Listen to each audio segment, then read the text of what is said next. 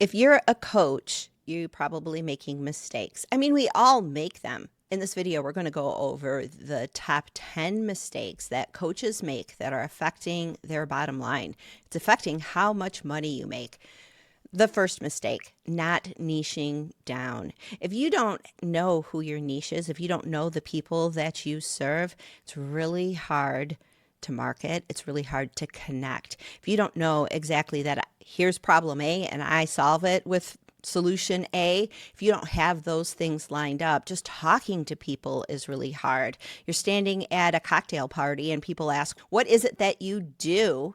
And you don't really have a clear answer. Well, I do a little of this and a little bit of that. If you can't say it in one sentence, I solve people who have X problem by helping them get to Y solution.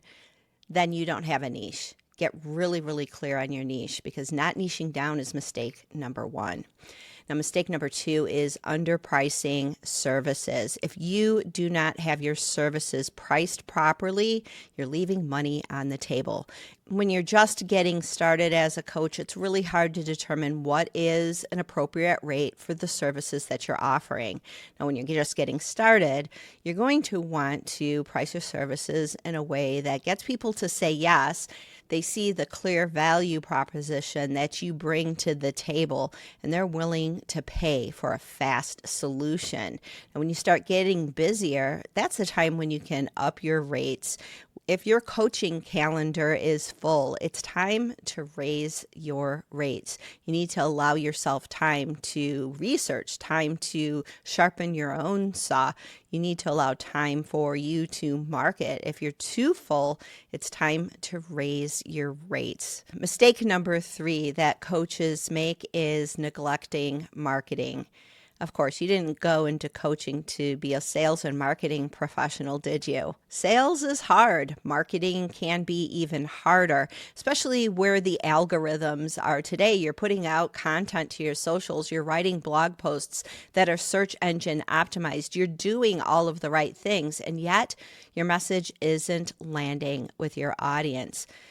Marketing requires going where your customers are. We have another video on that will link down below about how to find your niche and how to build your audience in a very easy way with just 1 hour a day. You need to develop a marketing plan, including a mix of both online and offline strategies if you are going to connect with the people who need you, the people who need your solutions and need your services. Number four is not building an email list. You can go out to social all you want. You can write as many blog posts as you want, but if you aren't marketing to an email list, you're leaving money on the table. Email is the place where you get to become intimate with your coaching prospects. It's a place where you can call them by their first name by just using a variable in your email service provider. Email is the place where you show up in their inbox, not out on some social media network. It's a place where you control the conversation, where you make the connections, where you provide solutions and answers to the problems that your prospects have. This is the place where you establish relationships. It's the place where you make connections. It's a place where your prospects start to feel like they know you. If you're not doing email marketing, you're leaving money on the table. Mistake number five is failing to follow up. If you're not following up with your coaching prospects and your coaching clients, you are leaving money on the table. This is mistake number five, and everyone needs follow-ups. People are ready to go when they're in a conversation with you on a Zoom call or even in person. They're ready to make a decision. But if they say they just need to think about it for a little while, it's time to follow up. It's time to circle back to them. It's time to get in front of them again. Sometimes people need to hear things multiple times before they're ready to say yes. Following up with prospects is incredibly important. And if you're just automating it and not personalizing that follow-up, then it just feels off. You want to reconnect with the people that you talk to. You want to circle back and say, hey, did you have any issues that came up with you in that free coaching session? Even with your coaching clients, it's important to follow up.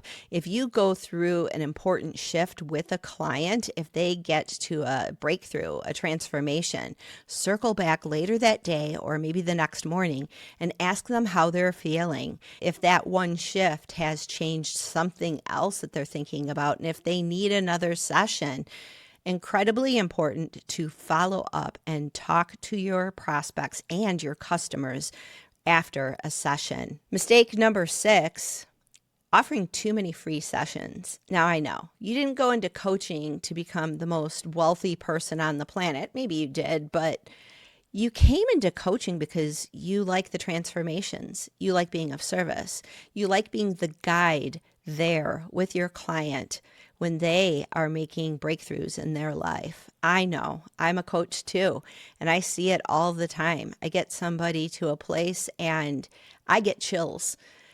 I love the experience, and I love offering free sessions. I love showing people what the power of my coaching can do for them.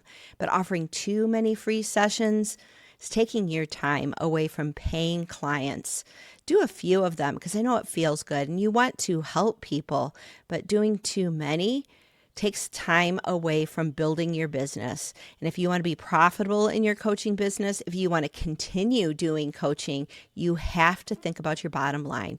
Offering too many sessions can eat at your profitability. So make sure that you set yourself a target of maybe 3 sessions a month and stick to your commitment to yourself. Your business will thank you. Mistake number 7 is not investing in your own professional development and your own personal growth. If you're going to help people get to the next level, you have to constantly be striving for the next level yourself, the next level in understanding yourself and understanding your industry and understanding the application of the tools that you use in your coaching.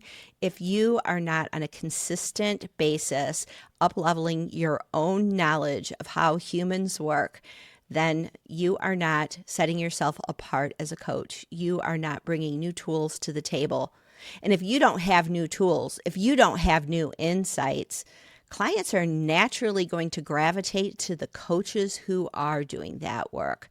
So if you are not investing in yourself, how is your business going to reflect any kind of growth that you are making in yourself? Because that's all your business is a reflection of who you really are. And if your business is having issues, maybe it's time to up-level yourself because your business is going to up-level when you do that. Mistake number 8, ignoring systems and automation. You need to make time to connect with clients, to have those coaching sessions, to do marketing. So if you don't have systems and automations in place in order to support you, just making busy work for yourself. Make sure you're using a calendar scheduling tool that makes it super easy for clients to book you.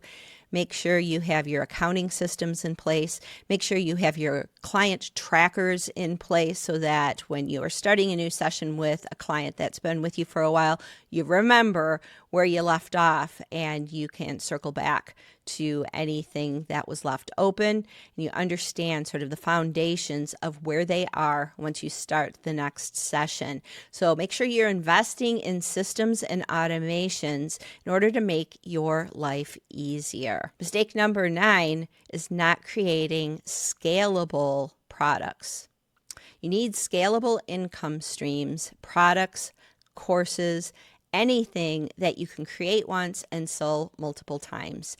This is going to give you a baseline of income, especially if you can set up some ads to send traffic to those offers. If you have that baseline of income, it makes investing in your coaching practice so much easier.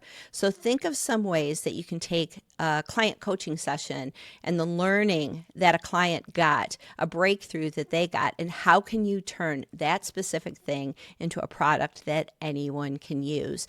Maybe it's a meditation that you record. Maybe it's just an audio that walks somebody through something. Could be anything. But if you aren't creating products that take your expertise and turn it into income, you're leaving money on the table. Mistake number 10. This is lacking confidence in your sales process. If you don't have confidence in yourself as a coach, in yourself as a coaching salesperson, it's going to show up. Having confidence and understanding that each sales call that you have is a coaching session. You are basically coaching them to make a decision that's right for them. Now, if they're right for your coaching practice, then of course you're coaching them in order to say yes to the offer that you're selling. And if they're not the right person, coaching them to make a decision to get the breakthrough that they're seeking still on the table. Either way, you're investing in somebody else's decision making. And sometimes people need a coach in order to help them make that decision. Coaching and selling are very, very similar. So if you're confident as a coach, bring that confidence into your sales calls and your business will prosper. I hope that this discussion of coaching mistakes, the top 10 that we've seen at Coach Factory, is helpful to you. I hope it has helped you think about your business in a new way. If you need more resources to support you in your coaching business, we have tons of them at coachfactory.co. Subscribe to this channel. Come see us at coachfactory.co. VIP membership is completely free. We're not trying to sell you anything. We're here to be of service too. And if you need to have a session to talk through your coaching business, we offer those as well. Links are down below, and we'll see you next time on Coach Factory.